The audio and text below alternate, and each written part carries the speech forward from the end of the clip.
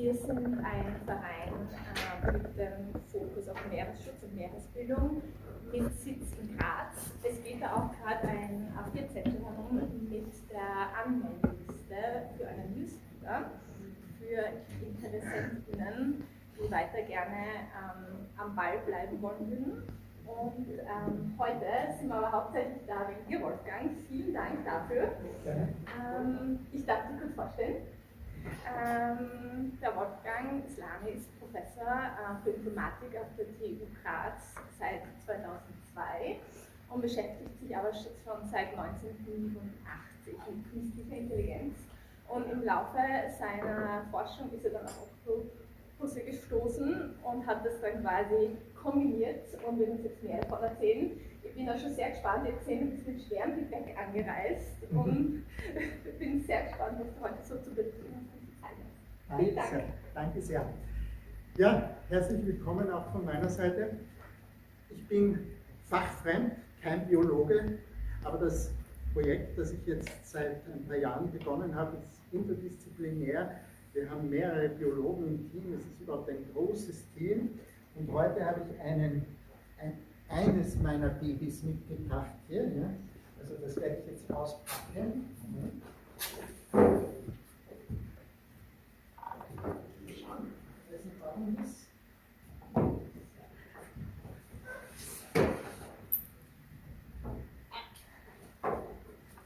Genau. Diese Speere sitzt da hinten drinnen. Moment, ich werde da gleich auf, damit man das besser sieht.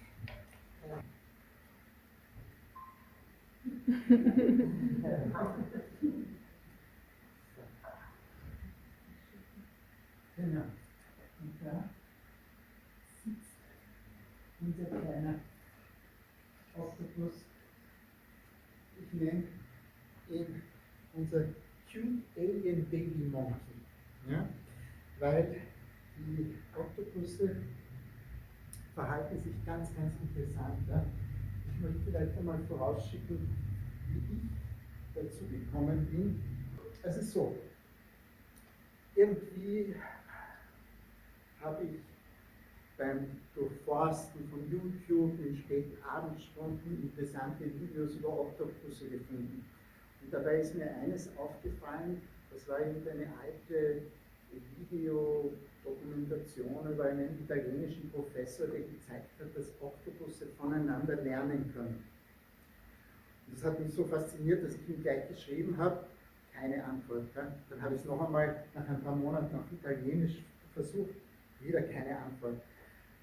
Und dadurch bin ich langsam hineingekommen in dieses Gebiet, mich dafür zu interessieren, was Oktopusse so können. Weil eines habe ich sehr rasch begriffen, diese Tiere sind total anders als wir. Also wenn man sich das entwicklungsbiologisch anschaut, die letzten gemeinsamen Vorfahren mit uns sind, man weiß es nicht genau natürlich, die Zahlen schwanken so zwischen 540 Millionen bis 800 Millionen Jahre, dass wir sozusagen gemeinsame Vorfahren mit den Oktopussen gehabt haben. Und wir sind viel näher zum Beispiel mit den Seesternen und Seeiglen verwandt als mit den Oktopussen. Das muss man sich einmal sozusagen auf der Zunge zergehen lassen, weil die einen sind sozusagen die Otostomia, ja, da gehören die Oktopusse dazu, und wir gehören zur Gruppe der Deuterostomia, die sozusagen auch eben, wie gesagt, zum Beispiel Seesterne beinhalten. Das absolut Faszinierende an den Oktopussen ist aber, dass sie so eine ähnliche Art von Intelligenz entwickelt haben, zu der wir uns sehr gut, ich meine, mit der wir eine sehr interessante Beziehung aufbauen können. Zum Beispiel mit den Oktopussen hier, die wissen, dass ich ein Mensch bin. Letztens habe ich zum Beispiel vorhin einen Peanuts gegessen und das hat sie so fasziniert, wie ich ihnen dann eine Peanuts gegeben habe, dass sie die Peanuts komplett aufgemacht haben und zerstückelt haben, obwohl sie eigentlich keine Vegetarier sind und auf jeden Fall sicher nicht irgend sowas essen würden, aber einfach weil sie das wahrnehmen und verstehen, dass sozusagen als Mensch ich auch ein Lebewesen bin, das auch ist und dass das möglicherweise was Interessantes ist. Genau. Und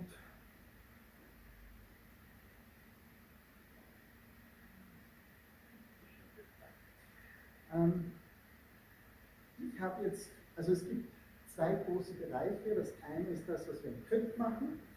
Da gibt es Marimundi, kennen vielleicht manche von euch, das ist eine ganz tolle Organisation, die unter anderem Kurse für Schulkinder anbietet, über das Mittelmeer zu lernen, über die Adria und andererseits auch Forschung betreibt. Und als drittes Standbein jetzt auch versucht, im Naturschutz sozusagen eine Marine Protected Area dort in der Gegend einzurichten. Das ist ein großes Projekt von uns. Und gleichzeitig habe ich hier in Graz ein großes Aquarium, also groß, 2000 Liter, ja, aber immerhin bei mir zu Hause. Und das war eine lange Geschichte. Hier sieht man es ein bisschen. Ich zeige mal kurz hier ein bisschen was von diesem Video, das wir da vorbereitet haben vor einiger Zeit. Das sieht man also, es sind zwei Teile. Das ist die Heidi, die war jetzt ein Jahr lang bei mir. Also letzten Oktober habe ich sie bekommen, hatte sie ungefähr die gleiche Größe wie das ist der Hasi. Ja, der Hasi. Ich habe nämlich jetzt 4. Ich wollte eigentlich nur 2 mitnehmen aus Kroatien, aber der Fischer hat mir vom Boot noch 2 zusätzliche zugeworfen und jetzt habe ich 4. Und ich muss sagen, 4 Babys ist 4-mal so viel Arbeit für einen. Aber bei der Heidi war es so, die war auch ungefähr so groß und die ist dann, nach einem Jahr hatte sie ungefähr 5 Kilo. Und wir haben sie jetzt im September zurück nach Krk gebracht und dort ins Meer hineingegeben und ihr eine Höhle, die sie schon gut gekannt hat, ihr die sozusagen zur Verfügung gestellt und ihr sozusagen auch ein zweites Jahr in Freiheit ermöglicht. Ja, das hoffe ich, dass sie da, also ich bin sicher, sie hat da viel Spaß gehabt. Hier sieht man, das ist eine Aufnahme, die wir mit unseren Robotern machen. Also wir haben so Roboter, die bis 150 Meter tief schwimmen, also tauchen können und wo man oben am Boot über die Handykamera praktisch zuschauen kann. Da sieht man in der Ecke zum Beispiel, das war jetzt in 11 Meter Tiefe, das ist von Juli, Anfang Juli eine Aufnahme dort von den Oktopussen. Und da geht es jetzt bei mir primär mal um gewöhnliche Kraken, also Octopus vulgaris. Warum gewöhnliche Kraken? Die sind faszinierend. Ja? Das sind die, habe ich mir von verschiedenen Spezialisten sagen lassen, die intelligentesten Oktopusse. Ja? Die haben ungefähr 500 Millionen Neuronen, genau kann man es natürlich nicht sagen, das ist ein Pi mal Daumen, aber das ist mehr als Hunde. Ja? Und von dem her kann man sich auch ein bisschen vorstellen, wie sie sich verhalten. Ich werde dann noch darauf kommen, aber man sieht es jetzt dann gleich hier. Aber das absolut Faszinierende, was ich festgestellt habe, ist, dass der Oktopus mit mir angefangen hat zu kommunizieren. Und das ist paradox, denn die Oktopusse kommunizieren praktisch nie untereinander. Sie sind Einzelgänger, leben völlig alleine. Einmal haben sie Geschlechtsverkehr und dann sterben sie. Also keine Kommunikation zwischen den innerhalb der Art. Und hier wird man jetzt gleich sehen, wie die Heidi mit mir kommuniziert hat. Also erstens mal habe ich hier zum Beispiel auswählen lassen, was sie gerne haben möchte. Das hat sie voll verstanden, weil das hat sie verstanden, dass das ein Bild ist von der Nahrung, die sie sich aussuchen kann und hat sich entsprechend, dass sie eben dann jeden Tag was anderes, war immer was anderes ausgesucht. Und da sieht man auch mein Überwachungssystem zu Hause. Wir machen jetzt auch ein paar Sachen mit AI, wo wir versuchen, diese Interaktionen sozusagen zu erkennen, automatisiert. Komme ich auch gleich noch darauf, warum wir das eigentlich machen. Hier sieht man zum Beispiel 5:38 Uhr in der Früh. Komme ich hin. Das erste ist, sie guckt mal über den Rand und macht so Bewegungen rauf runter und ich mache das Gleiche, ja, und dann gebe ich meine Hand hinein. Und das Typische ist dann, dass sie mal zugreift, ein bisschen zieht, aber dann pusht sie es auch wieder weg, ja, löst sich ganz locker, das ist sozusagen die Begrüßung. Oder das hier zum Beispiel ist, wenn sie hingelt ist. Ja, da bringt sie so typisch zu ihrem Hund, der ist ja zwischen den Armen, der Schnabel, und da zieht sie meine Hand hin, aber nur so symbolisch, ja, es ist nur angedeutet. Also ich bin kein einziges Mal von ihr gezwickt worden oder so, weil die hat gewusst, ich bin ein Mensch und bin keine Beute oder sowas, die man vielleicht anknabbern kann. Und hier sieht man zum Beispiel, sie hat wahnsinnig gern ferngesehen. In der Früh, das erste war immer hindeuten zum Fernseher, ich möchte, dass du ihn einschaltest. Hinauf hindeuten hat bedeutet Licht einschalten oder ausschalten, je nachdem, ob sie ein- oder ausgeschalten war.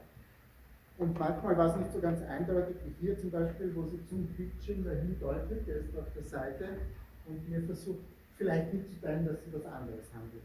Das ist auch sehr interessant, da habe ich ihr eine Garnele gegeben und danach, obwohl sie die Garnele da unten schon hält, ja, macht sie so, berührt sie mich also ziemlich lang und hält mich und zieht mich immer wieder. Und wenn es ein besonderes Leckerli war, dann ist es auch oft so, dass die Haut ganz weiß geworden ist, aber mit schwarzen kleinen Strichen. Das hat sie nur gemacht, wenn sie irgendwie total happy war oder was Besonderes, wie zum Beispiel eine Auster oder sowas bekommen. Und ich habe dann versucht, weil das war nicht immer nur weiß mit schwarzen Strichen, sondern auch manchmal so orange mit schwarzen Strichen, habe ich versucht, mit ihr so zu kommunizieren und man sieht hier auch deutlich, dass sie darauf reagiert hat. Ja, also das war so etwas Typisches, wo sie versucht, irgendwie dann zu interagieren. Oder das ist ganz typisch auch Spielen. Ja? Also einfach so Nachfahren von den Armen auf der Glaswand, das konnte sie endlos machen, aber es ist immer von ihr ausgegangen. Also das war nicht etwas, was ich erfunden habe, sozusagen, sondern es hat sie erfunden. Und ich habe einfach mitspielen dürfen. Es war auch etwas, was ich nie initiieren konnte, sondern es ist immer von ihrer Seite ausgegangen. Und wenn sie das gespielt hat, dann, es war insbesondere dann, wenn neue Personen, so wie vorher dieses Kind, gekommen sind, dann war das immer das erste Spiel. Ja? Irgendwie, um einmal den Kontakt aufzubauen. Also total faszinierend für ein Tier, das absolut als Einzelgänger lebt, trotzdem so kommunikativ. Und ich kann mir das nur dadurch erklären, eben, da ist auch ein Paper von vielen bekannten Leuten, Jennifer Martha ist so wie in Kanada die absolute Spezialistin, was Kognition anbelangt. Und hier eben sieht man ja auch largely solitary und eben für mich einfach als Computerwissenschaftler, als mit Background in AI, da sieht man jetzt so ähnliche Sachen bei diesen Large Language Models wie ChatGPT oder so, dass da einfach emergente Fähigkeiten auftreten an einer gewissen Größe, Verarbeitungskapazität, Neuronenanzahl, wie auch immer man es nennen will. Zum Beispiel haben die Entwickler von ChatGPT am Anfang nicht gewusst, dass das Ding auch übersetzen kann. Ups, plötzlich kann es übersetzen oder programmieren kann. Das war alles unbekannt. Ja, das sind sie eher so draufgekommen als Nebeneffekt, weil eben da auch, obwohl es jetzt ein künstliches neurales Netz ist, aber rein mathematisch, diese künstlichen neuralen Netzwerke sind modelliert nach natürlichen neuralen Netzwerken. Also da gibt es nicht so einen großen Unterschied. Und man sieht es ja auch im Lauf der Evolution oder bei den Tieren, man kann sagen, mehr oder weniger, je größer das Gehirn ist, desto intelligenter ist das Tier, natürlich nicht eindeutig, aber es gibt eine klare Korrelation. Und diese Emergent Abilities, ich vermute eben, dass die auch bei den Oktopussen aufgetreten sind. Es ist ganz spannend, ich habe jetzt vorher gesagt, dass das schon so lange her ist, dass unsere letzten gemeinsamen Vorfahren, aber die ganzen Cephalopoden und insbesondere die Oktopusse haben erst relativ spät ihre harten Teile, ihre Schalen und so weiter verloren. Ja? Und was man vorher auch gesehen hat, diese ganzen Höhlen, die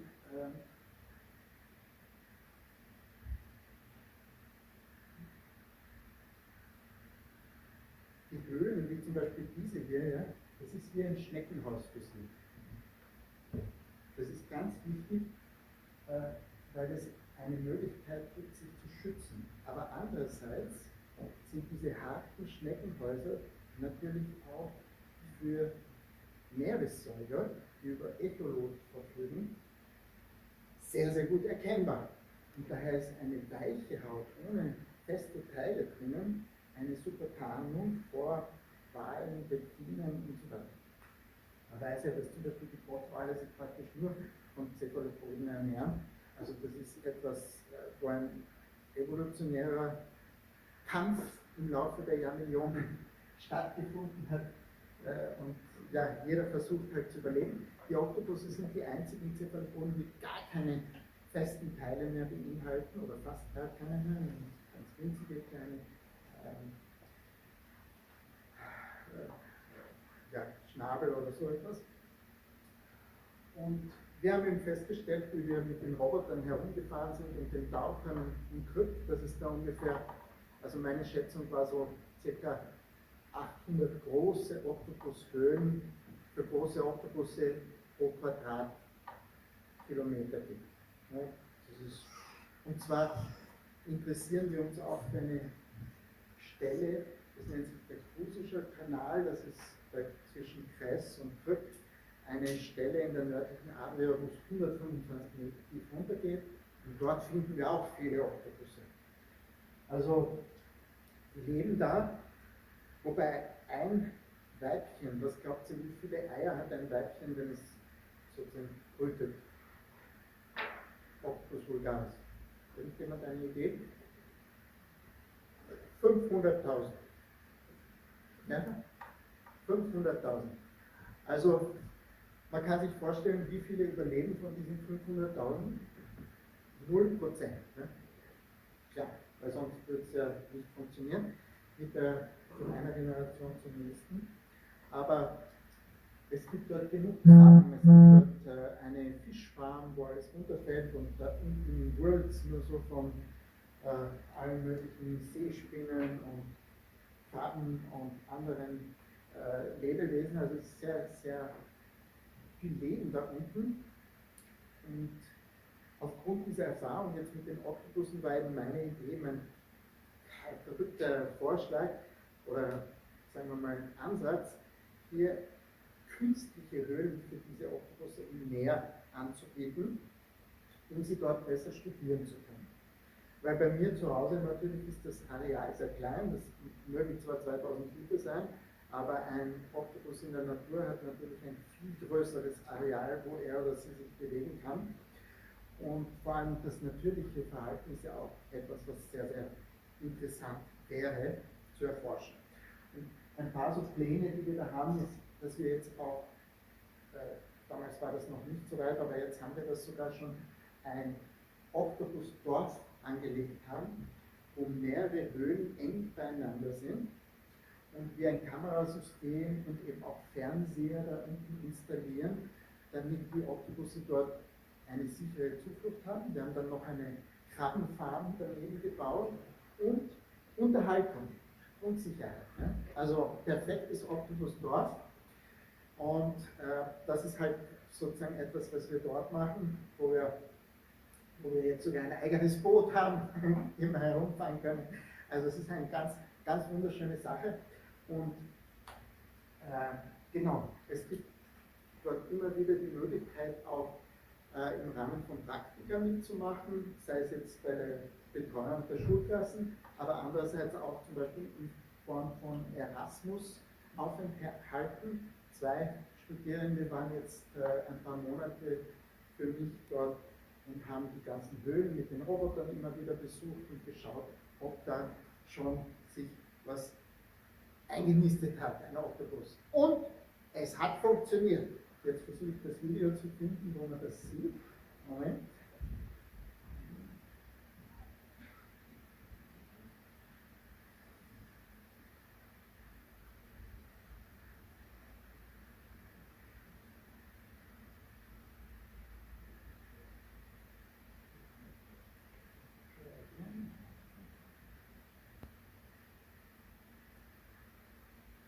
Also hier sieht man zum Beispiel einen Octopus vulgaris, der da in der Höhle sitzt, den wir dann mit dem Roboter besuchen, ungefähr in 16 Meter Tiefe. Und das ist zum Beispiel die 5. von unseren Höhlen. Das ist nicht die, die in dem Dorf ist, sondern es ist eine einzelne Höhle, die wir halt da quasi angebracht haben und die jetzt schon ein paar Monate, also das war Anfang Oktober und wir haben diese Höhle im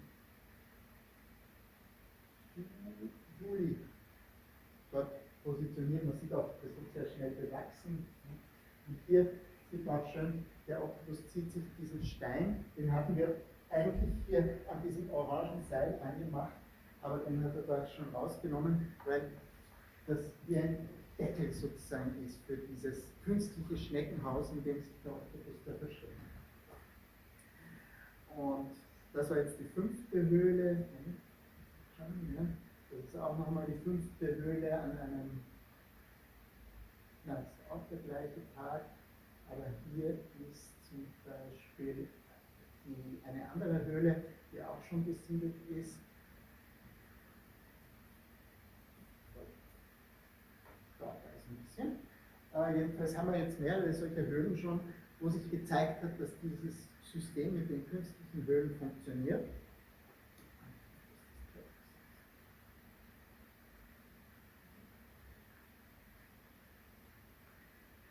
Ja, das ist andere Sachen. Hier sieht man es auch. Das ist die erste Höhle, die ich Ihnen vorgezeigt habe, aber ein paar Tage vorher, weil das andere war am 5. Und da sieht man auch sehr schön, dass die Oktopusse alles Mögliche hinschleppen. Ja? Diese ganzen Sachen wie diese Flasche und so weiter, das ist nicht von uns, sondern es hat der Oktopus sich zusammengesammelt, um sich diese Höhle schöner zu gestalten. Genau. Und hier sieht man ein Video, wenn es klappt, ich hoffe. Schauen. Jedenfalls, das war uns klar. Ja. Da sieht man, das ist die Heidi, die haben wir da mit diesem Kanister dahin gebracht, also in ungefähr 23 Meter Tiefe. Und wir haben da spezielle Höhlen gemacht, die auf einem Ziegel platziert sind, wo ein Gitter rundherum ist. Das Gitter ist hat den Zweck, es gibt dort eben viele Delfine und Haie und wir wollen sozusagen, dass diese Höhle für den Oktopus ein bisschen sicherer ist, mit einem Gitter im Ring, damit der oder die Oktopus sozusagen, dass die da sitzen können und fernsehen können, weil den Fernseher haben wir da auch installiert. Und wir sie sehen können und mit ihnen auch dann interagieren können. Weil eine von meinen ganz verrückten Ideen ist es, dass ich ausprobieren möchte, ob wir es nicht schaffen, einfache Videospiele für Oktopusse zu machen. Ja, also die Oktopusse spielen können und die dann auch möglicherweise sogar übers Internet mit Menschen gemeinsam Spiele spielen können. Ja? Also das ist, ich glaube, dass das möglich ist, weil zum Beispiel, wenn man jetzt sagt, 500 Millionen, es muss natürlich etwas sein, was für den Oktopus einen Sinn macht. Ja? Also es kann nicht einfach nur, ja, der schaut dazu, ganz interessiert. Das muss etwas sein, wie zum Beispiel Krabben fangen, oder sowas Ähnliches, damit eben es aus Sicht eines Oktopuses ein Spiel ist, das irgendwie was Sinnvolles ist. Ja? Aber man darf die Tiere nicht unterschätzen, die können erstaunlich viel und eben auch Dinge, die nicht unbedingt etwas mit ihren natürlichen Lebensumständen zu tun haben. Kennt mich ja. Schaut mal, was da Komisches passiert ist. Ne? Ganz interessant. Aber ich war schon öfter mit ihr unterwegs. Also das ist nicht das erste Mal, dass sie draußen ist. Ja, mit der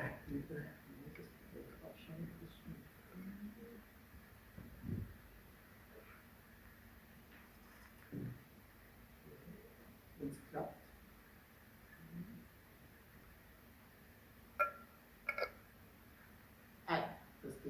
Da sieht man mehrere von diesen Höhlen. Die sind immer so mit Tarnfolie überzogen und dicker. Und hier auf der Seite hat man jetzt kurz den Fernseher gesehen, da kommt der nachher noch hin. Also das ist ein ganzes Dorf, dort sind momentan jetzt 8 Höhlen in einem Halbkreis platziert, unterschiedliche Höhen, und wir werden, das war jetzt gerade erst Anfang Oktober, also wir werden jetzt dann in den nächsten Monaten immer wieder dorthin fahren und schauen, ob Oktopusse sich dort angesiedelt haben. Die Heidi haben wir leider nicht mehr angetroffen, die hat, glaube ich, die große Weite des Meeres erkundet und die Freiheit genossen.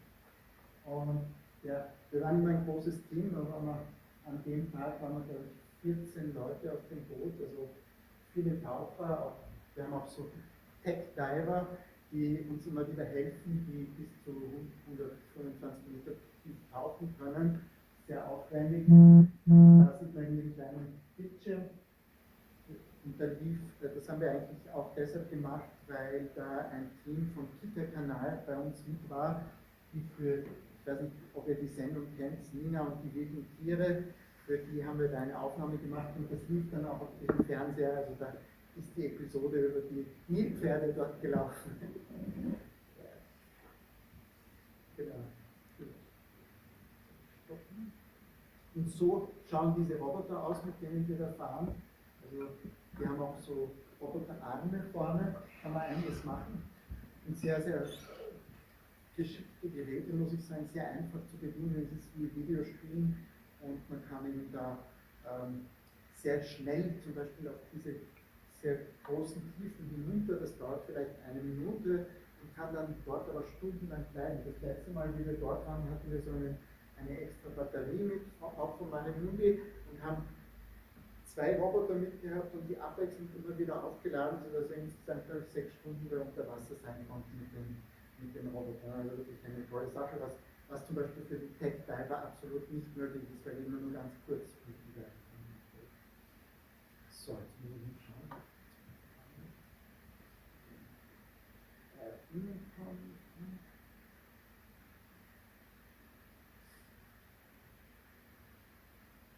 Ja, wir haben jetzt auch eine Website, der ist ganz neu, der heißt octopusintelligence.org. Da gibt es ein Citizen Science Projekt, und zwar haben wir die Pläne, wo diese Höhlen sind, die haben wir da veröffentlicht. Und da können jetzt Taucher und Taucherinnen hinfahren und zum Beispiel das filmen und dann das Material mit uns teilen, weil es natürlich sehr aufwendig ist. Und gleichzeitig ist es auch ganz lustig für die Taucher und Taucherinnen. Und wir haben jetzt auch ein paar Höhlen, die auch für Schnorchler erreichbar sind, also wo man nicht tauchen können muss, sondern die ein bisschen näher von dem Ufer und nicht so tief sind. Und also insgesamt haben wir jetzt über 20 Höhlen rund um Glück, und wir haben auch die offizielle Erlaubnis dafür, was auch wichtig ist. Aber es sind noch viele Pläne für die Zukunft, weil zum Beispiel gerade Elektrizität und Internet da hinunterzubringen, ist absolut nicht trivial. Also da haben wir jetzt schon sehr viele Erfahrungen gewonnen, aber es ist immer ein Challenge im Wasser, weil einfach ja, die Bedingungen sehr hart sind. Ich habe jetzt zum Beispiel eine Masterarbeit von der FH Burgenland betreut. Da hat jemand, ein sehr guter fähiger Student, hat eine Kamera gebaut für Unterwasser, die mit einem UVC-Licht, mit einer LED bestrahlt wird, die Linie vorne, damit sie vom Bewuchs freigehalten wird. Weil alles, was da ein bisschen platt ist oder warm sogar, wie zum Beispiel eine Kamera, wird sofort mit Algen und anderen, da siedeln sich Schnecken an und alles Mögliche. Ja. Und das ist eben eine Möglichkeit, wie man das anhalten kann, ohne dass es jetzt allzu gefährlich ist. Also mit UVC, aber direkt auf die Fläche gestrahlt. Genau. Übrigens, wenn es irgendwelche Fragen zwischendurch gibt, ja, gerne. Kann ich was ausführen mehr. Von meiner Seite aus, also das ist auch ein Oktopus, den wir zum Beispiel da in Fürth gefilmt haben mit unseren Robotern, und der war ganz interessiert. Das war zum Beispiel spät am Abend, schon 11 Uhr nachts, und der ist immer näher zu uns gekommen und wollte einfach wissen, was dieser Roboter da ist. Wir mussten dann die Motoren ausschalten, damit er sich nicht irgendwie mit dem verhadert, weil er so interessiert an uns war. Und das ist sehr charakteristisch für Oktopusse. Sie sind sehr neugierig, sogar abenteuerlustig, kann man richtig sagen, und keine Angst vor irgendwas, weil man muss sich vorstellen, ab dem ersten Tag, an dem sie schlüpfen, sind sie völlig autark und auf sich selbst gestellt, weil sie ja keinen Kontakt mit den Eltern oder Geschwistern haben. Am Anfang sind sie wie Plankton, das heißt, sie sind von Anfang an selbstständig, müssen alles entscheiden und bestimmen. Und das merkt man einfach auch ihrer Psyche an. Ja, sie sind sehr, sehr selbstständig und sehr selbstbewusst und immer neugierig. Aber umgekehrt, wegen dem großen Gehirn bedeutet das natürlich auch, dass ihnen schnell Fahrt werden kann. Und das ist ein Challenge zum Beispiel in Zoos oder Aquarien. Und deshalb bemühe ich mich, den lieben Tieren so viel wie möglich nur an Erfahrungen zu ermöglichen, wie zum Beispiel Spaziergänge in den Stadtpark oder Spielen oder Bekanntschaften mit Hunden oder was auch immer. Ja? Und eben in weiterer Folge, wenn ich das jetzt so mir anschaue, wie das zum Beispiel bei Kindern ist. Ja, ja klar, Lego ist interessant, eine Zeit lang, ja, haben wir auch schon probiert, aber sie können ja nur was auseinandernehmen, also es ist ganz lustig, wenn man da Leckerli hinein versteckt, dann reißen sie das natürlich auseinander, aber zusammensetzen geht einfach mit der Physiologie nicht. Ja. Aber was sie können, ist an etwas ziehen. Und damit ergeben sich natürlich Möglichkeiten, Computerspiele zu steuern oder das Licht einzuschalten, auszuschalten oder vielleicht ein Fernsehprogramm. Und die Tiere lieben Fernsehen. Es ist natürlich selbstverständlich, ja? So wie alle Menschen auch wahrscheinlich mehr oder weniger. Wenn etwas Interessantes gezeigt wird, dann passen sie auf und sitzen da fasziniert, ja, und können sogar, wenn man dann irgendwas davor hält, so einen wegschieben, ja, weil sie so interessiert sind dahin, was anzuschauen. Bei der Heidi habe ich dann sogar extra Amazon Prime, Disney Plus und was noch, irgendwas anderes noch abonniert, damit, genau, Google, YouTube Premium, damit möglichst keine Werbung ist, weil die Werbung ist natürlich nicht so toll. Und ja, also ihre liebste Sendung, die sie stundenlang immer wieder anschauen konnte, war eine koreanische Vampirkomödien-Romanze. Ja? Also das hat sie, glaube ich, 20 Mal angeschaut, die ganze Länge, das dauert natürlich wahnsinnig lang. Und momentan, ja. Wie konntest du denn feststellen, dass sie das gerne hat? Also, dass du jetzt sagst, dass gerade die Sendung. Ja, naja, man sieht, also es ist ganz klar immer das Verhalten, also die Stimmung, das Gefühl, das ein Oktopus hat, kann er sehr, sehr gut zeigen. Zum Beispiel, und das ist wirklich überraschend, ja, ich meine, wenn man sagt, ja, 540 bis 800 Millionen Jahre her, aber zum Beispiel das hier ist unzufrieden, ja, mit gering, also richtig so Stirnrunzeln. Oder eben er oder sie zum Beispiel jemand wegschiebt, wenn man etwas vor dem Bildschirm ist, auch klar, ja, oder es hinsieht. Ich habe ein paar Videos auch, wo man das schon sieht.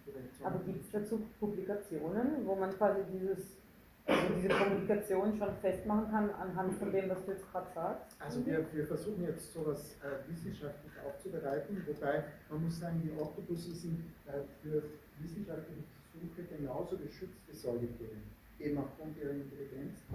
Das heißt, da ist es nicht so ganz trivial, jetzt Forschung zu betreiben. Zum Beispiel, ich kann zu Hause bei mir keine Forschung betreiben. Das heißt, alles, was wir bei mir machen, ist nur vorbereitend für Versuche, die wir dann zum Beispiel im Zoo in Wien durchführen oder in Neapel bei den Partnern. Aber natürlich hat man gleichzeitig zu Hause viel mehr Möglichkeiten, mit den Tieren zu interagieren, von früh bis spät, und sehr viel zu beobachten, auszuprobieren, auch um dann richtige Forschung basierend darauf betreiben zu können. So, jetzt schalten wir schnell, dass ich noch alles herzeigen wollte. Ah ja, da sieht man ein bisschen, wie man Heidegger freigelassen hat.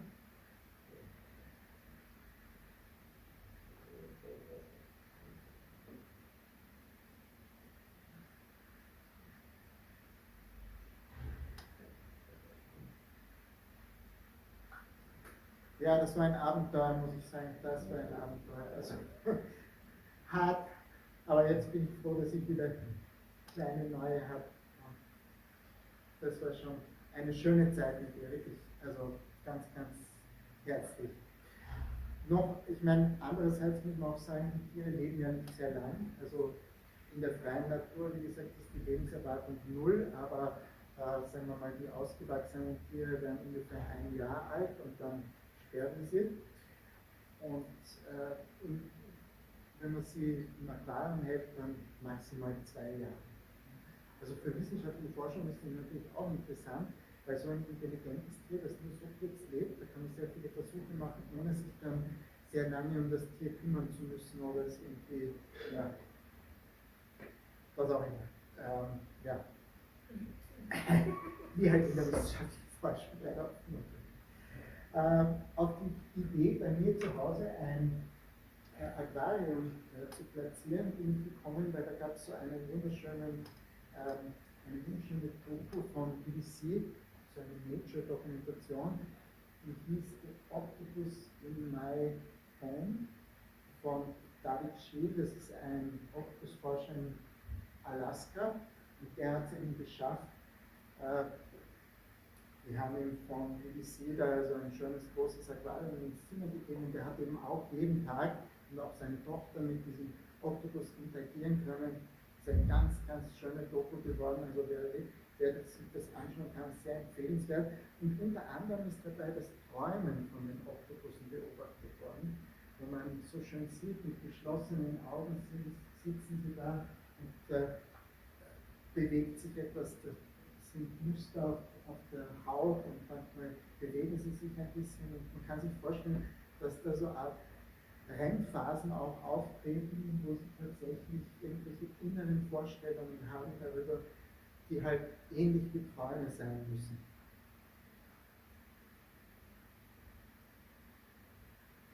Also da geht sicher was Interessantes in den Hirnen dieser Tiere vor. Da sieht man auch so einen, hat irgendjemand hochgeladen, dass sich zu Hause der Oktopus krabbelt aus dem Aquarium raus. Das ist nämlich auch etwas, was schon der Aristoteles beschrieben hat, dass die Oktopusse nämlich an Land gehen können und auch jagen. Und zum Beispiel Krabben eben, sich schnappen. Hier sieht man das zum Beispiel. Da ist eine Krabbe und der Oktopus schnappt sie sich einfach. Und genau, das wollte ich auch noch zeigen. Da hat es vor kurzem ein wahnsinnig interessantes, eine Dokumentation vom japanischen Rundfunk gegeben über Oktopusse auf einer Inselgruppe, die gehört zwar zu Tokio, ist aber 1000 Kilometer von Tokio entfernt, direkt bei den Marianengraben dort, Ogasawara heißt das Archipelag, und dort gibt es Oktopusse, die an Land leben. Ja, die stolzieren dort herum und natürlich gehen sie immer wieder in Pfützen hinein, aber die haben zum Beispiel die Jagd an Land perfektioniert, nützen zum Beispiel die Brandung, wenn die Krabben nicht sehen, um sich auf sie zu stürzen und sind also extrem faszinierend. Allerdings ist es sehr schwierig hinzukommen und dort, wo die zum Beispiel leben, da muss man dann, so haben sie mir geschrieben, entweder 25 Minuten hinschwimmen oder mit einem Boot hinfahren, das ja auch nicht ganz easy ist. Jedenfalls haben die für diese, ich weiß nicht wie lange das ist, 28 Minuten Video haben sie, glaube ich, 60 Tage lang gefilmt. Ne? Also das war ein ziemlicher Aufwand, was ich so mitbekommen habe. Aber es ist auch ein tolle Doku geworden und sehr japanisch verspielt mit Animationen und so. Aber wirklich etwas anderes vorbereitet. Und zwar, hier sieht man ein kleines Video, das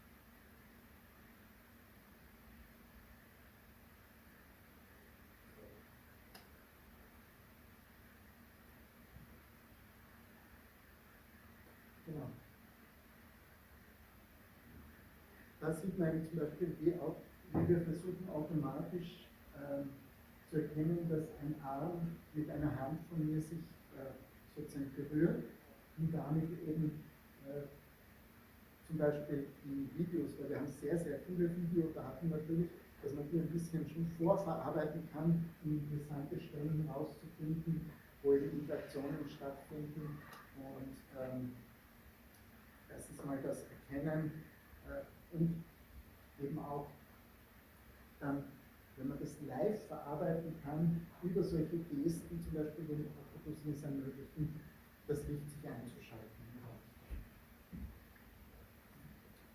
Also das ist nur so etwas, was gerade im Entstehen ist, da wird noch dran viel gearbeitet, aber das ist eben auch ein bisschen eine Verknüpfung zwischen diesem Gebiet der AI und dem, was wir hier machen. Genau. So. Ja? Eine Frage. Zwar konntest du rausheben, gibt es vielleicht einen Leitarm, den ihr immer verwendet, oder ist das random irgendeiner? Ja, das ist sehr interessant. Ich arbeite ja mit dem Michael Kuber von der Uni Neapel zusammen und der hat eine Publikation vor ein paar Jahren gehabt, wo er ihm gezeigt hat, dass die Oktopusse etwas mit einem Arm lernen können, aber dann mit jedem anderen Arm auch genauso können. Also auch komplizierte Sachen, wo sie so durchwurschteln sich müssen, ohne zu sehen. Und wenn das ein Arm gelernt hat, dann können das alle. Also das ist unter zentralen Nervensystemkontrolle. Und ja, Bei dir zu Hause, also wenn der habe ich auch schon oft gemerkt. Ja, ja, ist völlig gleichgültig.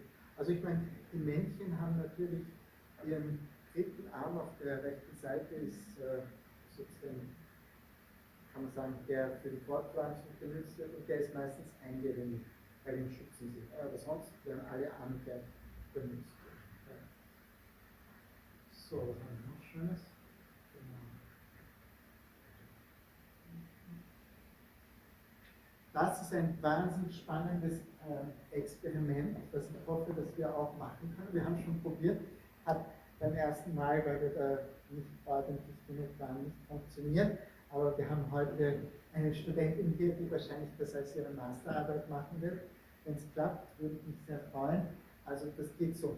Da ist eine Box mit einem Strohhalm, wenn man den rauszieht, dann geht die auf. Und im Aquarium ist, schaut sich der Oktopus das sozusagen an, ne? Und am ersten Tag probiert er, weil da sind Farben drinnen, probiert er da reinzukommen, ein bisschen hineinzufahren und so, aber das gelingt einfach nicht. Ja? Und das Herausziehen von einem Strohhalm ist nicht etwas, was irgendwie typisch in der Lebenswelt eines Oktopuses vorkommt. Ja? Und deshalb funktioniert das nicht. Zum Beispiel bei Krähen weiß man, die können das, weil für die Krähen natürlich das Nestbauen etwas ist, wo man mit Stäbchen herumhantieren können muss und etwas herausziehen können muss, dann macht das Sinn. Ja? Aber für einen Oktopus irgendwas herauszuziehen ist etwas völlig Unnatürliches und da kommt er einfach nicht auf die Idee, dass damit diese Schachtel aufgehen könnte. Und das macht er. Am ersten Tag schafft er das nicht, am zweiten Tag ist er dann schon ein bisschen, sagen wir mal, probiert das gar nicht mehr so lang und ist enttäuscht, dass das halt einfach nicht geht. Und das Coole ist eben, dass sie dann am dritten Tag, genau, da zeigen sie dann dem Oktopus am dritten Tag dieses Trainingsvideo, wo sozusagen draußen eine menschliche Hand diesen Strohhalm rauszieht. Ja? Und der Oktopus schaut zuerst noch gar nicht so richtig hin, aber nach einiger Zeit sitzt er dann da, Moment, sitzt da und schaut sich dann das so richtig an und obwohl er an den Tagen davor stundenlang die Gelegenheit gehabt hätte, den Strohhalm rauszuziehen, hat er das nie gemacht, aber da schaut er sich das offensichtlich an. Man weiß einfach, weil man sieht, wie die Oktopusse auf Bildschirme reagieren, dass sie das erkennen können. Zum Beispiel, ich hatte mal so ein Riesenbildschirm hinten dran am Aquarium und da saß die Heide und hinten war so eine Dokumentation mit einer Antilopenherde aus der aus der Perspektive, aus der Vogelperspektive, und da hat sie natürlich hingegriffen, weil das hat irgendwie so gewurmt. Ja. Also ich finde das total interessant, diesen Versuch, also wir werden das auf jeden Fall versuchen zu, man muss sagen, das ist nicht wissenschaftlich gewesen, das ist nur ein YouTube-Video, ja, da kann man natürlich alles behaupten, also wir werden das versuchen richtig zu machen, mit statistischer Signifikanz und allem, was dazugehört, damit eben belegt wird, dass man Oktopussen wirklich etwas beibringen kann, indem man ihnen ein abstraktes Video zeigt. Was nicht viele Tiere, glaube ich, können. Also da sieht man wirklich, wie toll, wie viel Verarbeitungskapazität da eigentlich da ist und vor allem wie schnell das geht. So. Ja, man weiß eh, dass sie auch Werkzeug verwenden, wie zum Beispiel Kokosnussschalen, wo sie sich dann auch den verstecken, beziehungsweise es auch ad hoc verwenden, zum Beispiel eine Schale, wenn irgendein, zum Beispiel so ein Mantis Shrimp sie attackiert, dann nehmen sie das wie ein Schiff, um sich dagegen zu schützen. Oder auch um sich zu verstecken, um sich also ad hoc sozusagen Werkzeuggebrauch, der ja jetzt nicht unbedingt, ich würde sagen, ich schätze das so ein bei den Oktopussen, dass das nicht unbedingt instinktiv ist, genauso wie die Heidi eben zum Beispiel mit mir sicher nicht instinktiv kommuniziert hat, weil das in ihrer Lebenswelt in der Natur null Sinn macht. Ne? Da gibt es keine Artgenossen, mit denen man kommunizieren kann, und es gibt keine Menschen im Laufe der Evolution. Ja? Wie ist das, weiß man das zufällig, ob Oktopusse sich selber im Spiegel erkennen? Das ist eine gute Frage. Die Frage ist, ob sich Oktopusse selber im Spiegel erkennen können. Also, wenn man jetzt, ich vergleiche es immer damit, ja, wer weiß, wie ein Auto funktioniert, versus wer weiß, wie man ein Auto steuert. Also da liegen Unterschiede. Zum Beispiel, ich könnte nicht einmal wirklich sagen, dass ich verstehe, wie ein Spiegel funktioniert. Es ist kompliziert. Ja, also wenn man das quantenmechanisch betrachtet, ein Spiegel ist absolut nicht trivial, was da eigentlich wirklich passiert. Wieder die Photonen mit der gleichen Farbe nochmal abfallen und so. Ich weiß es nicht. Ich kann es mir nicht genau vorstellen. Aber Spiegelverwendung ist trivial. Ja? Jeder kann das. Wenn man jetzt jemanden, also einem Delfin zum Beispiel einen Spiegel zeigt, dann versteht der Delfin, oder zumindest habe ich gesehen oder gehört, dass das so sein soll, versteht, dass das ein Spiegel ist und dass er oder sie sich selber sieht, weil sie sich dann zum Beispiel in den Mund schauen oder hinten da schauen, wie es da ausschaut und so weiter. Also die kapieren, dass sie das selber sind.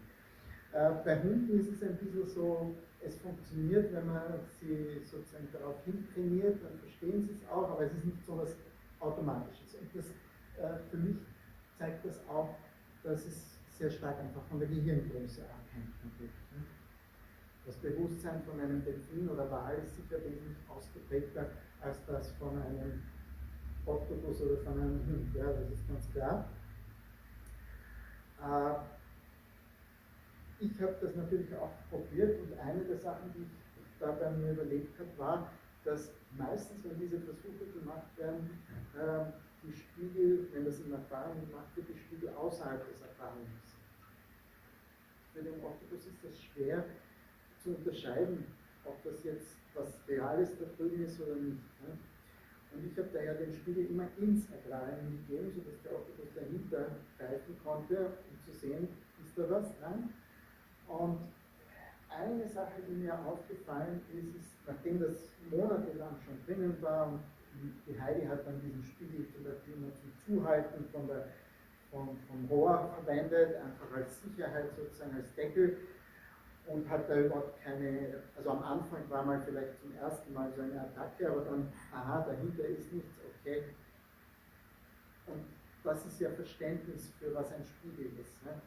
Und eine interessante Beobachtung war einmal, da saß in dem Rohr, und ich habe ja so eine große lebende Krabbe hineingegeben, aber die hat sich da hinten versteckt. Ne? Also das Rohr war nach vorne, und in der Ecke hier war die Krabbe und die hat sich furchtbar gefürchtet natürlich, weil die wissen genau, was auf sie zukommt, wenn ein Oktopus in der Nähe ist. Und vorne, ja, und vorne war aber der Spiegel. Und die Heidi hat anscheinend in dem Spiegel die Krabbe gesehen und hat richtig nach hinten gegriffen. Also ich schätze, dass das, man müsste man natürlich, wenn man es wissenschaftlich korrekt macht, auch, aber diese ganze Situation sozusagen wirklich noch einmal hinzubekommen, ist nicht so trivial. Ja. Und insofern sind so Beobachtungen schon, finde ich, auch sehr interessant, weil man da einfach eine Intuition bekommt, was gehen könnte, und man muss es natürlich dann, wenn man es beweisen will, entsprechend umformulieren, damit dann auch was Signifikantes, Wahres herauskommt und Wissen delegiert wird. So, das ist aus diesem Netflix, dieser Doku, My Octopus Teacher hat Preise gewonnen, und da ist eine sehr interessante Szene, wo man sieht, wie der Oktopus sich da versteckt und sich praktisch einen Panzer gebaut hat aus allen möglichen Teilen und sich damit abgesichert hat sozusagen. Jetzt, ich weiß nicht, wer von euch Disney Plus abonniert hat, ich habe es mir nur wegen dieser Serie abonniert. Das ist von James Cameron, Geheimnisse der Oktopusse. Hat es jetzt Anfang des Jahres eine neue Serie gegeben, alle Episoden über Oktopusse, und die dritte Episode ist über das soziale Leben der Oktopusse, was relativ unbekannt war oder vielleicht gar nicht existiert hat. Und da haben Taucher dort in Australien unter so einem Steg ganz viele Rohre aus anderen Dingen, hat nichts mit Oktopussen zu tun, die haben praktisch als Müll abgelandet. Ja. Und da leben jetzt über 100 Oktopusse auf engstem Raum in lauter Rohren zusammen. Noch dazu nicht einmal nur von einer Art, sondern von 5 verschiedenen Oktopusarten, die da alle zusammenleben können und auch miteinander ein bisschen interagieren. Und das wollen wir eben beim Crypt jetzt auch untersuchen. Deshalb eben dieses Oktopusdorf, wo wir die Kameras auch dabei haben, um zu beobachten, was die Oktopusse machen, wenn sie da Unterhaltung haben, wenn sie Sicherheit haben und wenn sie genug zu fressen haben, ob sie dann vielleicht weniger aggressiv aufeinander zugehen. Weil, was ist der größte Feind eines Oktopuses im Crypt zum Beispiel? Ein anderer Oktopus, der ihm oder ihr die Höhle weckt. Weil die Höhle ist der Schutz. Ohne Höhle können sie nicht überleben. Und wenn sie keine Höhle haben, dann werden sie gefressen.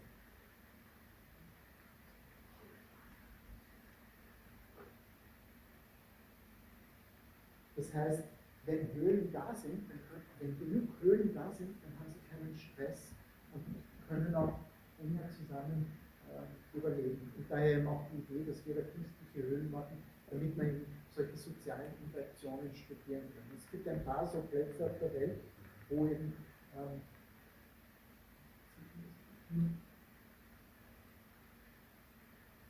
bisschen schlecht zu sehen, ja?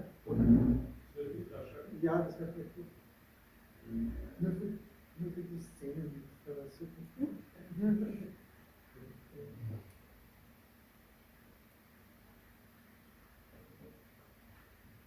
Ah ja, da kommt das gleich. Ja.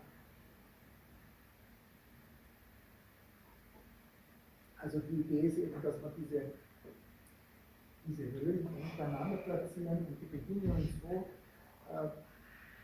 für die Oktopusse anbieten, dass sie eben dieses Zusammenleben auch ein bisschen interessanter gestalten können, als nur sich in Höhlen zu streiten. Da fällt mir ein, ich habe gestern zwischen meinen Oktopussen auch einen kleinen Kampf erlebt.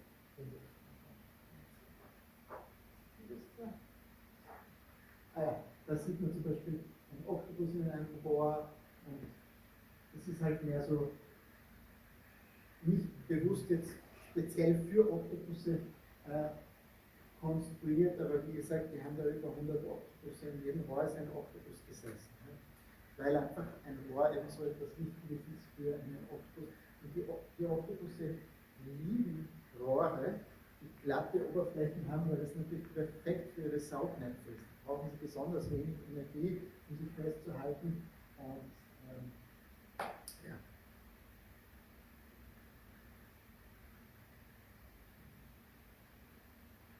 Gut, ich stoppe das mal hier. Aber sehr empfehlenswert. Ne? Gut.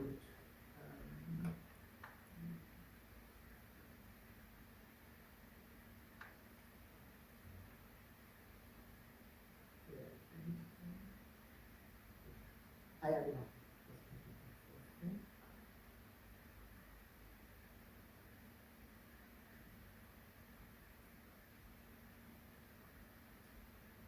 Da gibt es noch jede Menge interessante Dinge, genau. Das hat gesagt, ja.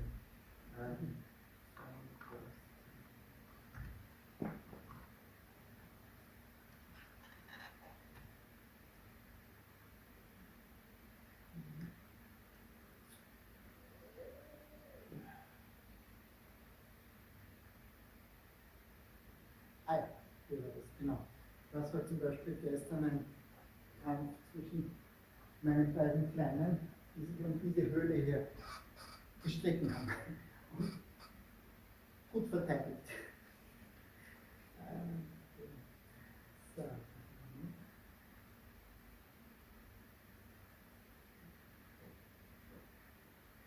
Das ist nur das Video von das da unten lief mit der Nina und die Tiere. Das sieht ein Zebra aus. Okay. Hier sieht man zum Beispiel den Stiel, mit dem sie sich das zugehalten hat, weil es eben auch schön glatt ist. Ja, ist perfekt, ist besser als ein Stein für Oktopusse, weil es mit viel weniger Energie halten kann. Die Saugnäpfe das einfach.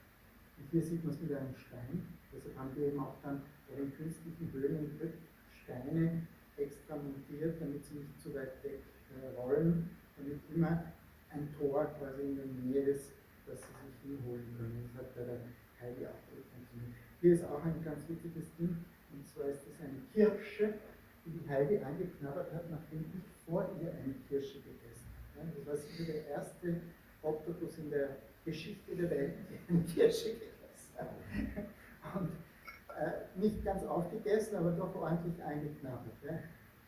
Also ganz, ganz witzig. Und auch diese Empathie, weil sie gesehen hat, dass ich das gegessen habe und das so fleischig ausschaut und so herumspritzt. Ich habe sie auch immer gezeigt, dass ich da so hineinbeiße und die Kirsche zerteilt und so. Also, ja. Und hier eben zum Beispiel die Interaktion mit einem Hund. War sie auch total interessiert, auch im Stadtpark, die Begegnungen mit Hunden waren immer etwas ganz Faszinierendes. Der Hund war nicht begeistert. So sind wir dann mit einem Wagerleben durch den Stadtwald aufgegangen und ja, haben natürlich viel dann mit Leuten auf der Straße interagiert, die mich dann ausgefragt haben. Hier sieht man zum Beispiel, wie sie typisch auf Videos reagiert, einfach so zuschauen und einfach gucken, was da halt abläuft. Deutliche Reaktion, wobei das gar nicht so selbstverständlich ist, dass Oktopusse verstehen, was auf einem Bildschirm sichtbar ist, weil ihr Augensystem ist total anders als das von Wirbeltieren.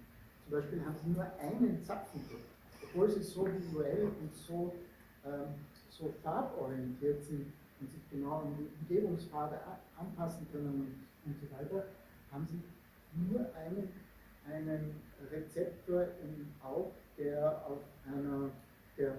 so zwischen grün und blau die Farbe sehen kann und sonst nichts. Ne? Außerdem sehen sie polarisiertes Licht und diese Bildschirme, wenn man die mit einer Polaroidbrille so anschaut, sind sie völlig schwarz. Ne? Das heißt, die Oktopusse sehen von dem Bild, das wir da sehen, nur ungefähr 30%. Und auch die Farben ganz anders als wir. Ja. Aber das würde auch bedeuten, wenn es dich richtig positionieren, wenn ihr in diesen Bildschirm reinschaut, kannst du das irgendwie beobachten, dass du ja, also es ist ganz interessant, die haben ja so Statozyten bei den Augen, mit denen sie das Gleichgewicht halten können und mit denen sie auch Beschleunigung und Gravitation messen können, sehr spannend. Ne? Und in den 30er Jahren haben deutsche Forscher den Oktopussen das rausgeschnipselt und diese Oktopusse haben dann total die Orientierung verloren. Das Spannende ist, sie haben ja so einen Balken bei den Augen. Und diese Statozyten sorgen dafür, dass diese Balken immer horizontal sind. Egal wie sie sich herumdrehen, bleibt das immer horizontal. Wenn man sie rausoperiert, dann nicht mehr, klar. Aber, also das Statozyten.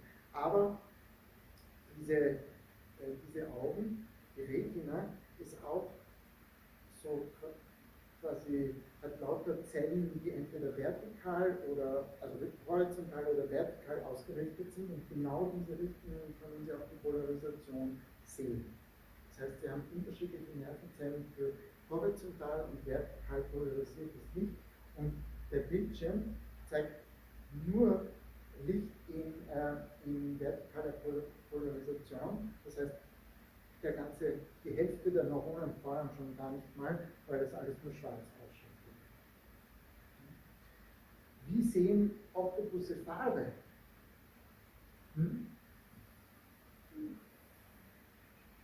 Wie sehen Oktopusse Farbe? Da gibt es eine Theorie, dass das so funktioniert, dass die Linse wie ein Prisma funktioniert und sie praktisch über einen längeren Bereich der Retina die Farbe von einem Punkt aufschlüsseln kann. Das heißt, Sie sehen eigentlich mehr Farben mit einem Rezeptor als wir. Gibt es wissenschaftliche Publikationen, wo das also jetzt immer mehr als Erklärung gezeigt werden konnte, warum eben die Oktopusse trotzdem sie dieses spezielle Auge haben, trotzdem Farbe sehen können. Noch etwas total Spannendes ist, die Oktopusse können ihre Richtung ändern. Ja, sie bewegen sich entweder in die Richtung oder in die Richtung. Und dann ist jeweils diese Richtung die Vorderseite und die andere die Hinterseite. Also können die Augen so hin oder so hin richten. Also das muss man sich so vorstellen, als könnten wir unsere Augen in die andere Richtung lenken und plötzlich ist die Hinterseite die Vorderseite. Das muss auch eine interessante Verarbeitung im Gehirn sein, damit das möglich ist, dass man das so hin und her schalten kann zwischen vorne und hinten. Gut. Ja, da sieht man nochmal das Aquarium. Da ist eben auch extra so eine Brücke, die ist durch ein Rohr verbunden, wo der Oktopus durchschwimmen kann, aber der Oktopus kann auch drüber laufen. Und das hat die Heidi alles auch oft gemacht. Und wir haben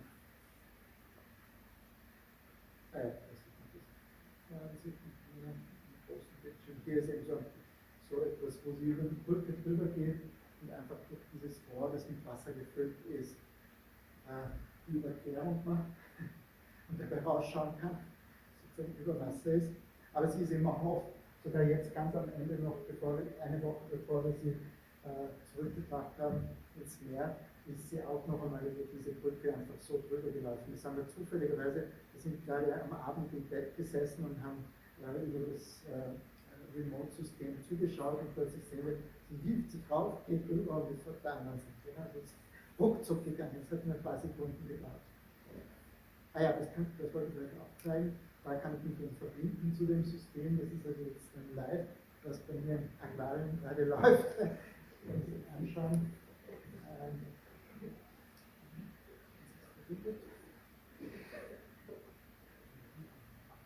Ihr seht schon, ich kann da noch stundenlang darüber reden. Die Zeit ist schon fortgeschritten und das Internet scheint auch nicht sehr stark zu sein hier. Aber vielleicht klappt es noch. Aber damit, ne, was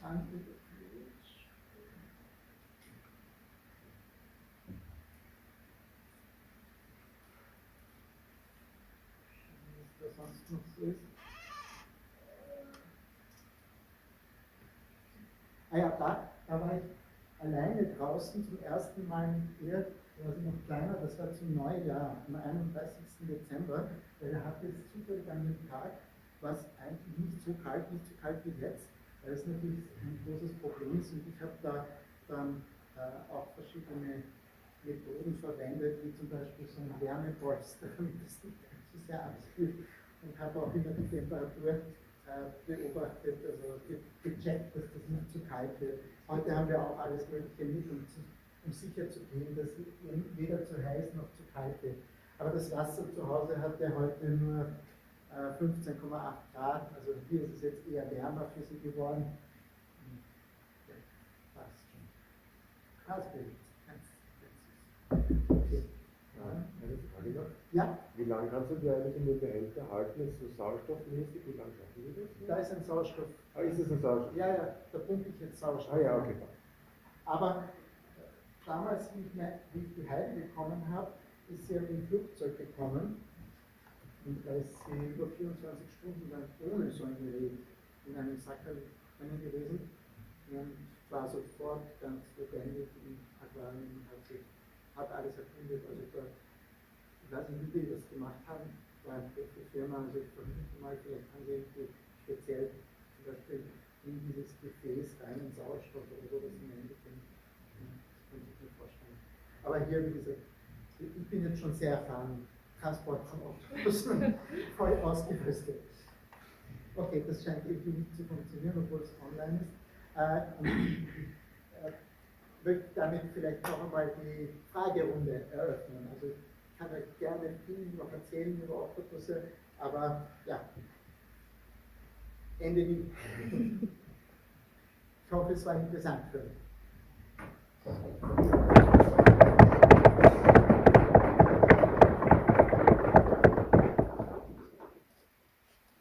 Mich würde es interessieren, wie das die KI an sich jetzt nutzt, um quasi die Intelligenz des Oktopus zu verifizieren. Ja, das, naja.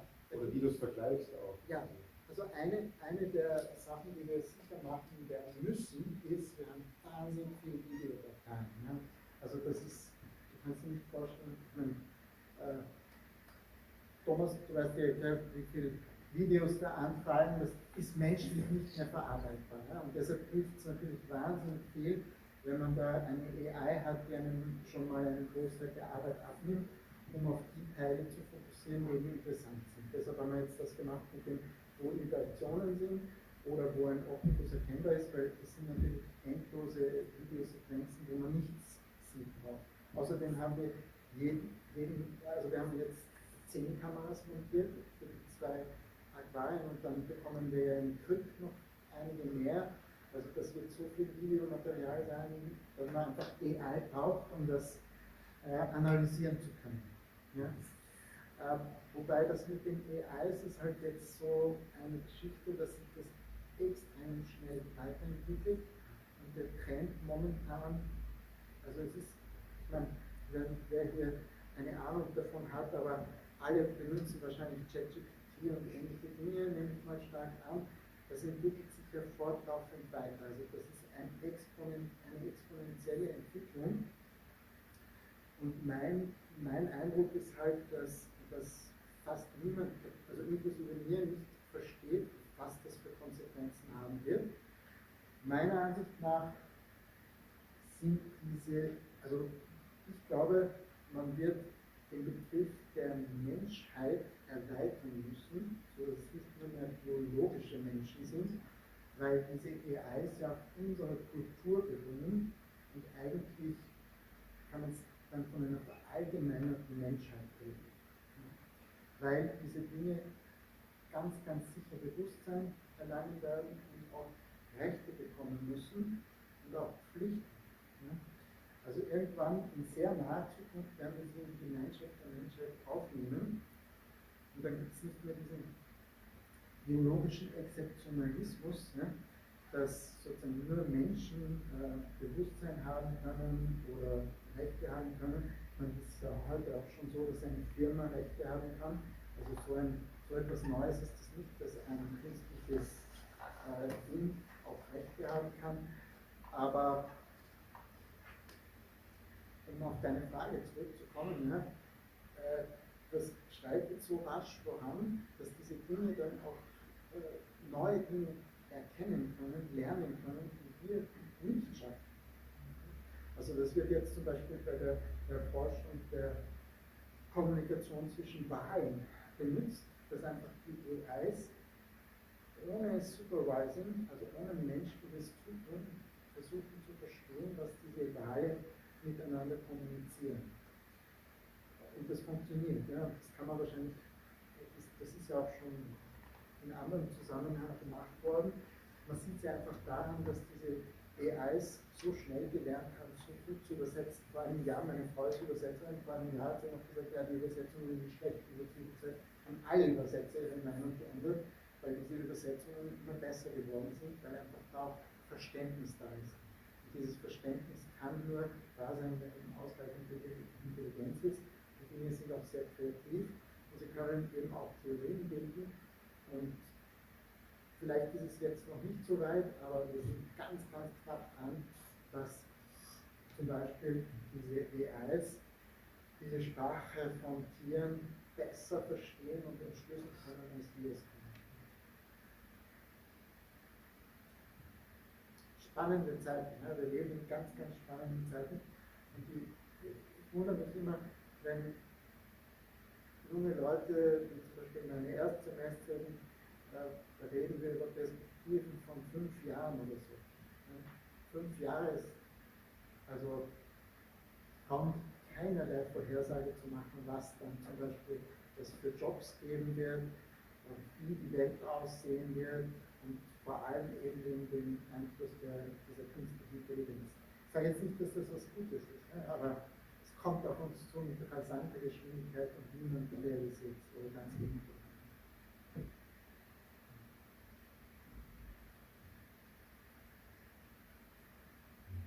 Ja. Weil du diese immanenten Phänomene immer die Übersetzung daran siehst. Das beeindruckendste Beispiel ist, dass die Dinger rechnen können. Ja. Können sie bis zu einem gewissen Grad. Ja. Niemand hat die Möglichkeit, das übersetzen. Wundert mich jetzt nicht so sehr, dass Texte prozessiert und geprüft worden und so. Aber Fähigkeiten, die jetzt das wundert mich sehr. Und zum Beispiel gestern habe ich so eine KI gefragt, ob sie auf Fehler einen Text aufmerksam haben. Und ich meinte, frag ich nicht. Und gekommen ist nur die KI mit ethischen Problemen. Ja, ja, absolut. Also die können dich überraschen und sagen, du hast ja gar nicht übertrieben, wie du die Sache gesagt hast. Genau. Ich wollte eine Englischformulierung verbessern. Nein, mir ist es zum Beispiel beim Programmieren ist es auch so, dass wir jetzt natürlich wahnsinnige Probleme haben für unseren Programmierunterricht, weil alle Hausaufgaben, die wir früher gegeben haben, jetzt einfach so schnipsi gelöst werden können. Und wir halt also zum Beispiel auch alles, was wir früher online gemacht haben, nicht mehr online machen können, weil einfach alle Studierenden natürlich AIs verwenden können und es ja auch tun sollen. Aber das führt sehr, sehr viel ad absurdum. Wobei ich muss sagen, ich habe auch gemischte Erfahrungen mit den AIs. Also ich bin überall zahlender Kunde bei diesen ganzen AI-Firmen, weil mich das einfach interessiert und ich das ausprobieren will. Aber ich habe zum Beispiel, wie wir diese Box da für den Fernseher unter Wasser gebaut haben, da habe ich viel mit den AIs diskutiert, wie wir das so machen können, dass das druckfest ist und dass das also längere Zeit im Wasser läuft.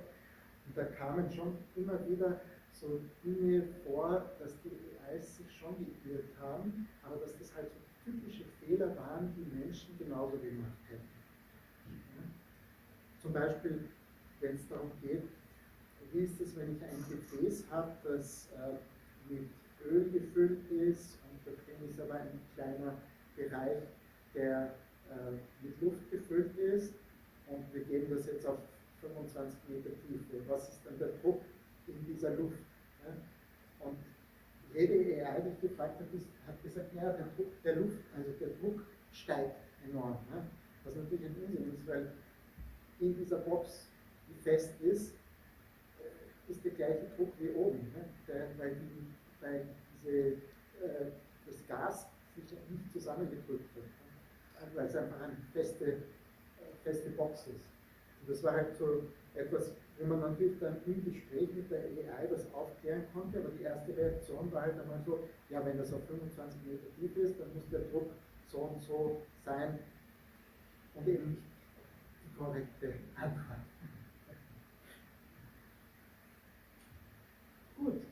Ja, gibt es noch Fragen zu den Oktopussen? Das kommt auch noch Hunderte. Ja. Hast du die vorgesucht, mit Farben zu testen? Ich finde das total interessant, dass die mit monochromen Seen das alles so hinkriegen. Ja, also für uns war natürlich am Anfang ganz, ganz wichtig, dass wir mal festgestellt haben, welche Bildschirme überhaupt funktionieren, weil das war nicht klar. Weil der Michael zum Beispiel hat eben gesagt, dass sie oft Versuche gemacht haben, die dann gar nicht funktioniert haben, weil eben die Bildschirme falsch polarisiert waren. Zum Beispiel bei dem Handy hier, das hat eine Diagonalpolarisierung. Warum auch immer. Der Grund ist vermutlich der, dass wenn man draußen ist und eine Polaroidbrille am Segelboot hat, so nach in beiden Richtungen noch was sehen können. Es ist zwar dann nur halb so hell, aber wir haben halt sehr viel Helligkeit drinnen, also dann geht das schon noch. Oder man setzt die Polaroidbrille ein. Aber wahrscheinlich war das eben immer deshalb, weil die Leute protestiert haben und gesagt haben, scheiß Handy, draußen sieht man nichts, ja? Nur dass sie mit der Polaroidbrille geschaut haben. Du musst wieder zurück zu meiner Linse. Ja. Ja? So Versuche, Oktopusse als Farben zu positionieren und zu wissen, dass sie wirklich sind. Ja.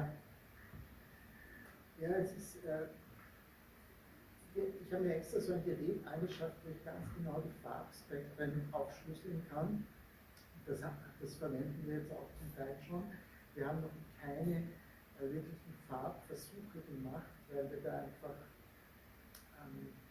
wie soll ich sagen, wir sind noch nicht dazugekommen. Ja? Es würde mich natürlich auch interessieren, aber es ist jetzt für mich, ja, wenn ich nur die Kognition erforsche, reicht es mir, dass ich weiß, dass die Oktopusse wissen, was auf dem Bildschirm abgeht. Da will ich jetzt nicht so sehr, ja, solange das funktioniert, dass sie das erkennen können, dass da zum Beispiel eine Krabbe ist, so bin ich schon zufrieden. Aber wir haben auch etwas Interessantes gemacht, und zwar eine durchsichtige Höhle. Und durchsichtige Sachen im Wasser sind für Oktopusse eigentlich nicht sehr angenehm, weil die sind im Wasser wie unsichtbar. Aber wenn man diese durchsichtige Höhle mit einer roten Folie, einer durchsichtigen, überzieht, dann ist das plötzlich eine super Höhle für den Oktopus, wo er sich wohlfühlt. Also die Heidi ist da in diese durchsichtige Höhle, wo wir hineinschauen konnten, reingegangen, als wäre sie schwarz. Und in dem Sinne wird es wahrscheinlich so sein, dass also wirklich dieses Rot für sie wie dunkel ausschaut. Sie jetzt einfach nicht sehen können. Aber es kann trotzdem sein, dass wenn sie auf einen Punkt fokussiert und nur diesen einen Punkt farbig analysiert, dass sie dann weiß, dass das eben ein Rot ist und kein Schwarz. Das ist meine Vermutung. Aber wie gesagt, das wären Versuche, die müsste man natürlich auch ganz gezielt durchführen, aber die interessieren mich nicht so. Ich habe mir dieses Farbanalysegerät gekauft, weil wir vielleicht das in die Richtung mal machen wollen, aber vor allem, weil ich wissen wollte, weil das kann auch VC messen, ob das funktioniert, ob da genug VC-Strahlung sozusagen auf unseren Oberflächen auftritt, damit man die Sonnen Wäre es nicht sinnvoll, dass sie quasi das Sehen für rote Farbe verlieren, weil je tiefer mehr man ist, desto weniger Rot kommt durch, also bringt Sehen ja nichts, blöd gesagt. Ja, das ist auch ein Grund, warum wahrscheinlich das mit der Polarisierung bei vielen Meerestieren ein großes Thema ist, weil die Polarisierung nicht achten. Also egal wie tief das polarisierte Licht ist, immer leicht polarisiert. Gut, ja, bitte. Sind eben der Charakterzüge herausgebracht? Ganz klar, ja. Also bei den Kleinen jetzt zum Beispiel war schon am ersten Tag klar, der eine ist ein Ninja, ja, der klettert herum, hängt oben und versucht sofort auszubrechen. Der andere ist schüchtern, ja, ein anderer ist ein Draufgänger, also das sind total, dass eben es einfach nicht nur unterschiedliche Charaktere gibt, sondern zusätzlich noch, was ich natürlich auch jeden Tag beobachten kann, ist, dass auch die Tagesverfassung ganz unterschiedlich sein kann. Ne? Also an einem Tag kann ich noch viel darüber erzählen, was ich alles beobachtet habe. Zum Beispiel sind sie sehr sauber halt hier. Ja, also die passen wir haben ja so Besiedelungsstrukturen da auch in Türk, wo wir also so große, da kann das sogar her sein, da haben wir, ja, ist das,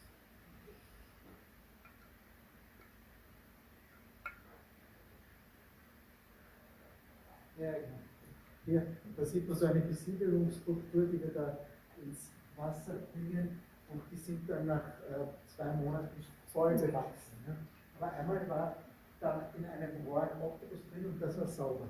Ja, weil einfach durch diese Saugnäpfe und so und die Tiere, zum Beispiel die jetzigen Oktopusse und auch die Heidi, immer also das eigene Rohr wird immer sauber gehalten und alles in eine Ecke gebracht. Ja. Und ich habe dann, weil ich das ausprobieren wollte, habe ich halt so ein kleines Töpfchen gemacht, wo ich immer vor den Oktopussen langsam den ganzen Mist hineingebe. Und das ist sozusagen etwas, da stören sie mich auch nicht. Da kann ich direkt neben sie mit der Zange hingehen und etwas holen. Passt, ja, weil da wissen die, ich tue es dann. Und bei der Heidi war es dann hin und wieder so, dass sie mir regelrecht das hingeschoben hat. Also, das musst du auch noch nehmen. Und manchmal waren auch die ganzen Sachen am nächsten Tag drinnen in den Köpfen. Also das hat sie, ich meine, das ist etwas, natürlich, ja, ich räume das dann weg, das verbessert die Wasserqualität. Klar, wenn es leicht geht, dann haben wir es dort hin. Warum nicht? Genau, das sind eben diese Besiedelungsstrukturen, die haben auch eine ganze Menge dort ausgesetzt und es ist sehr interessant, das zu analysieren, was da eben alles vorkommt. Wir machen auch eDNA-Analysen, also wir haben jetzt jedes Mal dort auch das raufgeholt, das wird dann in Wien beim Oleg Simakov analysiert und wir können damit feststellen, was für Lebewesen dort vorhanden sind. Das ist ganz spannend, das ist ganz tolle Haiarten und vielleicht sogar Raupen und so, die da leben und jedenfalls jede Menge Delfine und ja, Oktopusse. Es ist auch spannend, wie viele verschiedene Arten von Oktopussen es allein im Mittelmeer gibt. Also insgesamt von den Cephalopoden gibt es ja über 800 Arten und das ist total faszinierend, was da alles in unseren Meeren vorkommt. Also das ist sehr, sehr schön. Und ich freue mich halt einfach, dass ich da jetzt etwas gefunden habe, wo ich sozusagen meine ganze Freude und so hineinstecken kann in dieses Gebiet. Ja? Sie machen Oktopusse zwar so lernen, Ja. wie ist das zu werden? Puh, das ist eine wirklich gute Frage. Ich weiß es nicht. Ich glaube, dass es schon eine Bedeutung hat, aber ich weiß nicht, was es ist. Das wäre so typisch etwas, was man vielleicht mit AIs analysieren lassen könnte, weil das ist einfach nur als Tarnung dient, weil es so wie Algen oder sowas ausschaut, das glaube ich einfach nicht. Das passt nicht zu dem Verhalten, wann das an den Tag gelegt wird. Und es kann sein, dass es sozusagen im Laufe der Evolution einmal diesen Zweck hatte, aber es hat ganz klar es ist ein Ausdruck eines inneren Zustandes. Und das ist auch unter bewusster Kontrolle, also auch die ganzen Färbungen und so weiter oder auch Ausrüstungen sind alle unter Kontrolle des zentralen Nervensystems. Aber das heißt, die Heidi jetzt auch macht. Ja, ja. Jetzt keine Algenbüschel oder Nein. Strukturen hat. Ja, ja. Aber ich weiß nicht genau wann. Ja, also die Oktopusse machen, was sie wollen. Ja. Aber nicht so genau immer eine Reaktion sehen. Ja. Das ist oft einfach auch. Also, was ich auch gemacht habe, um das Aquarium immer sehr sauber zu halten, weil mir das wichtig war, natürlich mit dem.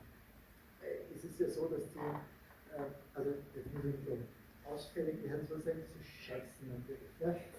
Und ich habe dann mir eine Konstruktion gemacht, wo ich einen Plexiglasstab das sofort absaugen kann.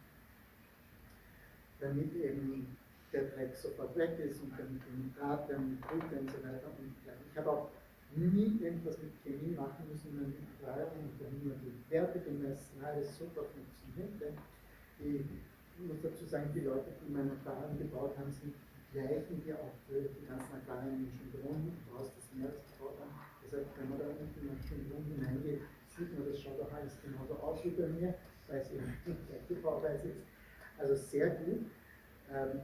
zum Beispiel praktisch ganz selten UV oder Ozon eingeschaltet, also praktisch nie, sondern alles nur über lebende Steine, die eben automatisch diese Filtrierungen und das alles machen. Aber jedenfalls wollte ich dazu sagen, die ganzen Oktopusse sind immer extrem kooperativ, wenn es ums Absaugen dieser Exkremente geht, weil sie natürlich auch wissen, dass das gut ist für die Qualität. Also die stören mich da überhaupt nicht, wenn ich seit direkt neben ihrem Körper das absauge. Und bei der Heidi war es dann am Ende schon so, dass sie zum Beispiel in der Früh, wenn ich da zu spät gekommen bin und sie wollte scherzen, ne? Und ich war aber nicht da, ja, dann hat sie voll aufgeregt, ja, und ist hinten so herum und wann kommst du da endlich? Und wenn ich dann hingekommen bin, dann hat sie es gemacht. Hat super funktioniert. Die Frage, wie schauen Experimente beim Oktopus Das aus? ist ein langer, dünner Faden, der wird über diesen Siphon ausgestoßen. Ne? Sind welche drin? Kannst du dann anschauen. Okay. Ja, nicht wirklich, aber ein bisschen. Ja. Aber natürlich je nach Größe und wie viel sie gegessen hat. Und ja, kann auch in der Farbe sehr variieren.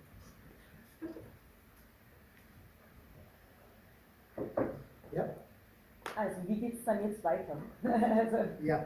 Masterarbeit steht jetzt Ja, also, zumindest, oder? es gibt eine Dissertation, die läuft über die Realgeschichten und wir freuen uns über weitere Helfer und Helferinnen.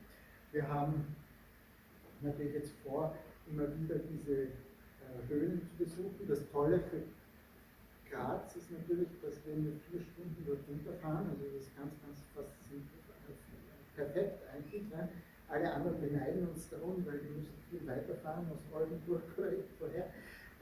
Und für uns ist das praktisch eine Tagesreise, kann man runterfahren. Es dauert wirklich genau 4 Stunden von hier bis zum Maimünde-Institut. Und ja, es gibt eben viele Möglichkeiten, da mitzumachen. Wir haben jedes Jahr viele Freiwillige, die uns helfen, die die Höhlen besuchen. Ja, man kann eben so Versuche dann machen. Es gibt die Möglichkeit, Masterarbeiten sowohl bei der Biologie als auch bei der Informatik zu machen. Also wir sind zum Beispiel jetzt, also ein Ziel ist, wie gesagt, dass wir das schaffen, dass wir Videospiele für Oktopusse machen, die sie wirklich gerne spielen, die mit intrinsischer Motivation, keine extrinsische. Und das, also wir haben schon einige Versuche gemacht, aber es ist, wie gesagt, im Wasser jetzt nicht so einfach, ne? Mit den Schaltungen, Steuerung und so. Deshalb sind wir jetzt eigentlich dazu übergegangen, alles nur mehr über Kameras zu machen und Real-Time-Processing von den Bildern, weil das am einfachsten geht. Das heißt, wenn jemand Interesse hat, einfach mal an dich wenden. Absolut. Für eine Arbeit oder so. Absolut. Oder Alex, vielleicht kannst du auch was dazu Ja, sagen? interessant wäre es vielleicht für die jungen Biologen oder auch die Taucher unter euch, die das vielleicht etwas machen wollen, wie auch die biologische Betreuung wäre sozusagen. Das müssen wir wahrscheinlich von der Uni mitnehmen natürlich, aber die Möglichkeiten vor Ort sind natürlich vielfältig verringert, solange es einfache Feldstudien sind, solange ich das im Wasser umsetzen kann. Und natürlich ist es sehr hochtechnisch ausgerüstet, da bist du eigentlich der richtige Mann dafür. Also der Alex, muss ich dazu sagen, ist der Chef vom Maimünde-Institut vor Ort und betreut, wie lange machst du das schon? Ja, ja. Also super viel Erfahrung, auch Biologe. Ja, natürlich. Genau. Und wir haben da ein riesen Team von Biologen, angefangen von Robert Hofrichter, der sozusagen der Initiator von dem ganzen Maimünde ist und wirklich eine ganz tolle Dynamik dort und super Stimmung jedes Mal. Ne? Ist einfach schön, mit den Leuten zusammen. Und wir würden uns natürlich freuen, wenn wir weitere Helferinnen und Helfer dazu gewinnen können. Wie hast du das gemacht mit Selina und Daniel? Die haben ein Forschungsstipendium bekommen. Erasmus, ja. Von Erasmus, aber Forschungs. Ja, jeder eigenes, oder? Das war genau. kein. Das ist über den Michael, über die Uni Neapel. Weil ich glaube, das wäre halt auch das Interessante für die, die Interesse haben, die von zu machen. Weil wir natürlich jetzt vom Verein aus selber alle die Möglichkeiten haben, dass wir das unterstützen. Aber über diesen Weg geht es natürlich nicht.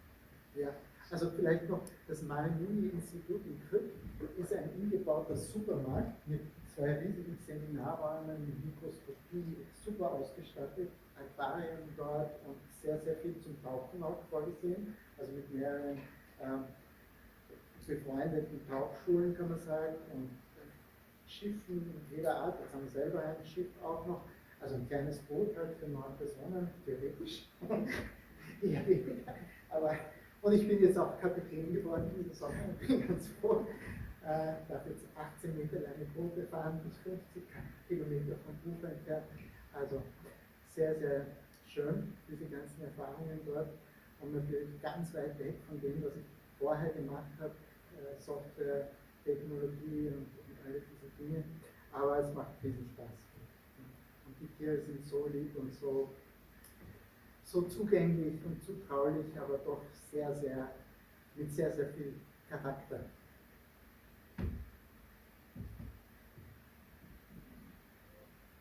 Die Heidi, die gekommen ist, von wo stammt die oder nicht aus Krüpp? Nein, die ist nicht aus Krüpp gekommen, aber also von einer genetisch gleichen Population, sodass wir dann entschieden haben, wir wollen sie nicht, weil es einfacher für uns war, sie da sozusagen runterzubringen. Aber wir haben DNA-Proben genommen und wir werden schauen, ob nächstes Jahr vielleicht Nachfahren von ihrer in der Gegend dann auch nachweisbar sind.